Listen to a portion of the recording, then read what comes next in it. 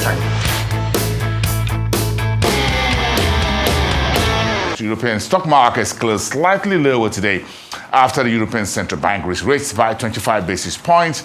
So let me throw this straight to our Rise business analyst in London, Laird. Laird is our go-to central banking expert. Hey there, Lady Laurie. Good evening. Lovely to see you, Bosan. It's been a while. We're reunited. Thank you. A pretty clear message from the European Central Bank today. Were you surprised that Christine Lagarde and her team took a step away from the Fed yesterday? I think the surprising thing wasn't what the European Central Bank said. We all expected this 25 basis point hike, but I think the strength of the message that Christine Lagarde, the president of the ECB, wanted to convey, that was kind of surprising to me.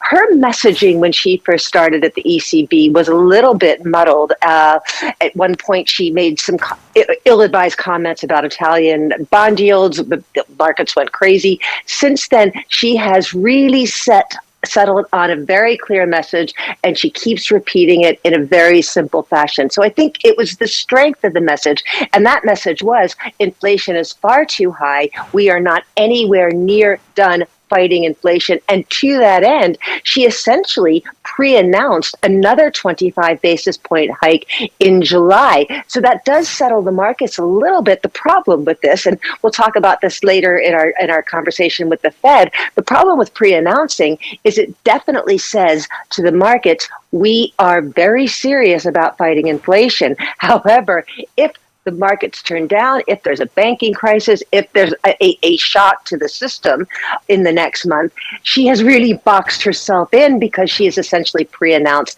that rate hike. The ECB has done it before. They've done it very well, but it is a risky strategy. Why would you raise rates while the economy is slowing down?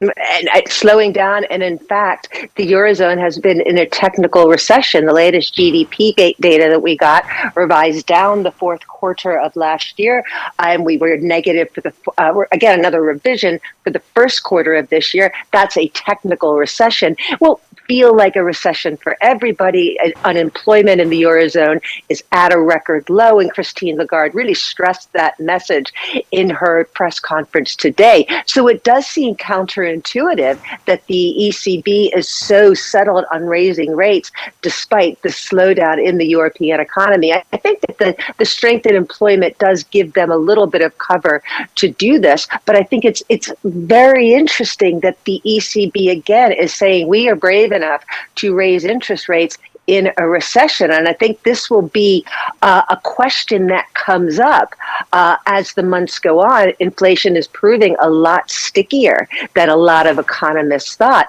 Will central bankers have the nerve to keep rising? Central bankers have a much, much higher profile than when I started in this business more years ago than I'm going to reveal to you, Bosan. But at that point, central bankers didn't say anything. Alan Greenspan, when he was head of the Fed, didn't even reveal when they changed the key interest rate, the federal funds rate. You had to infer it from market movements. Central bankers now talk a lot. They have a profile. They have developed what's called forward guidance to help signal their thinking to the markets, to keep the markets settled. But that does put a little bit of pressure on them. They may feel pressure. Yeah. Do they, some of them like the popularity. Will they have the nerve to keep raising rates if rates need to be raised, even if unemployment goes up? I get that. I understand that non-disclosure that you just sneaked in there in your comment about non-disclosing to me. I like the non-disclosure part of our conversation. But hey, hold on a second. 24 hours ago, the Jerome Powell decided to press the button, just hold a finger above the button, as it were. How have the market and the economists deciding on reacting to that yesterday?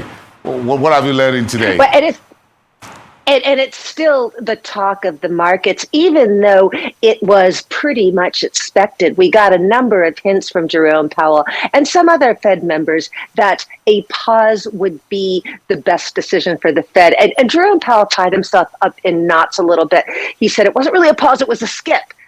who knows what that means? And let's go back to raising the question of whether central bankers talk too much than is good for them. But the markets really expected this. What they didn't quite expect, though, is this aggressive move or talk about aggressive moves beyond this June meeting. So Jerome Powell said, okay, we're going to skip, but we're still probably going to raise interest rates at least once, probably twice more in this cycle. So it brings up the question of, well, if you think inflation's too high and you think you have to raise rates down the road, and we all assume that the monetary policy transmission lags, a lot of economists are debating how long that lag is between raising interest rates and when it shows up in the real economy.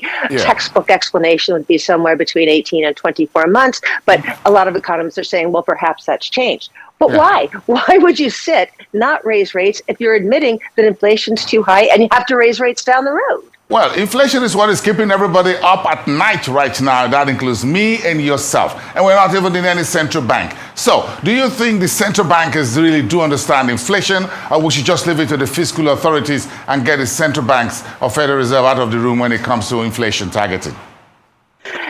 I think we have to ask that question, because we listened to when inflation started to rise, we heard all these central bankers saying, don't worry your little head about it. This is transitory. Don't worry. It's supply chain stuff. It's the rise in energy and food prices because of the invasion of Ukraine. This will settle. We don't really have to do much. Well, it's a very different story now, isn't it? So it does raise the question of whether central banks are following the right playbook. And Andrew Bailey, the head of the Bank of England here, has admitted to a parliamentary committee that they got their forecasts wrong. Jerome Powell, a couple of months ago, the head of the Fed, actually told an interviewer that he now understands how much he doesn't understand about inflation.